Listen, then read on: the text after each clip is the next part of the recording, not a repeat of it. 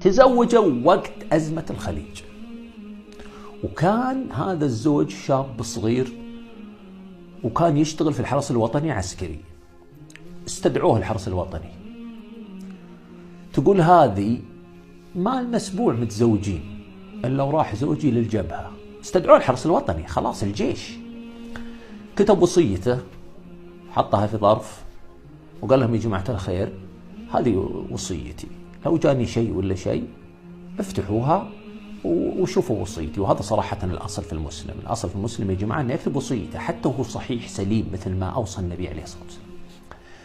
المهم راح الرجال. تقول أثناء الفترة هذه كنا حنا في الرياض، فالناس خايفين من موضوع الصواريخ والكيماوي ما الكيماوي. تقول ففيه مزرعة الجدنا، طبعا زوجها ولد عمها، تقول فيه مزرعة الجدنا، فانتقلت أسرتنا 6 أسر، انتقلنا لمزرعة جدي وقعدنا فيها. المزرعة السكن فيها ما هو كبير، مزحومة خلاص، يعني 6 أسر مزحومة. والجد هذا في مزرعته فيه غنم، فيه حوشة غنم وكذا، لكن السكن ضيق عليهم، يعني في مكان للنساء وفي مكان للرجال، ما في غير كذا. الرجال ينامون مع الرجال والحريم مع الأولاد ينامون مع الحريم والأولاد.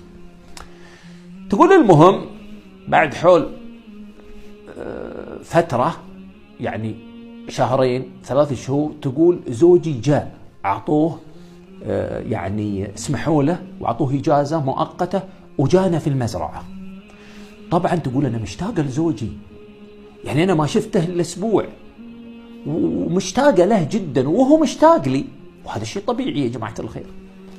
لكن المشكلة وش هي؟ المشكلة أن المزرعة مزحومة، يعني ما في مكان للقاء وللرومانسيات والأمور ذي.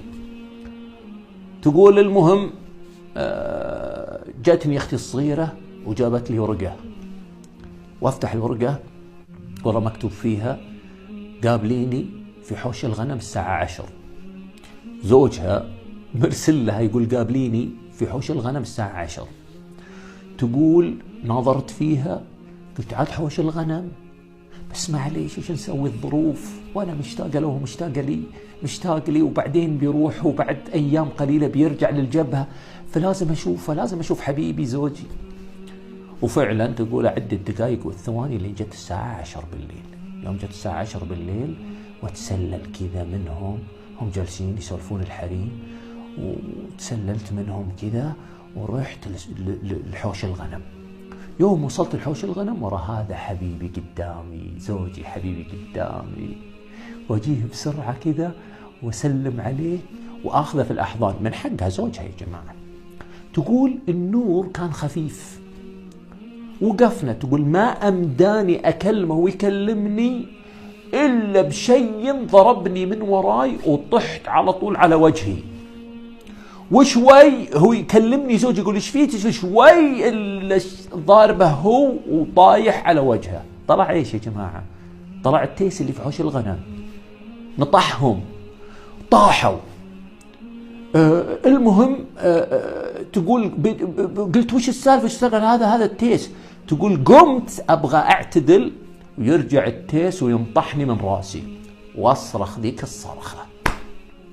انا صرخت ويجون الرجال، يجون الحريم، وعينك ما تشوف إلا النور، كل انفضحنا. تقول أنا الحين دايخة من النطحة ولاني عارفة أقوم، ومتفشلة وحالتي حالة، وزوجي نفس الكلام متفشل. المهم واجي بطلع وامشي وراه، قال ابعدي عني، ايش تمشين وراي، يحطني مع الباب ثاني من عند الحريم. المهم راحت وطلعت من عند الحريم وطلع هو، وكانت هذه آخر ليلة له مسكين في المزرعة، يبي يرجع للجبهة. تقول أخذ شنطته وطلع وراح للجبهة، لا عادت على هالليلة الرومانسية.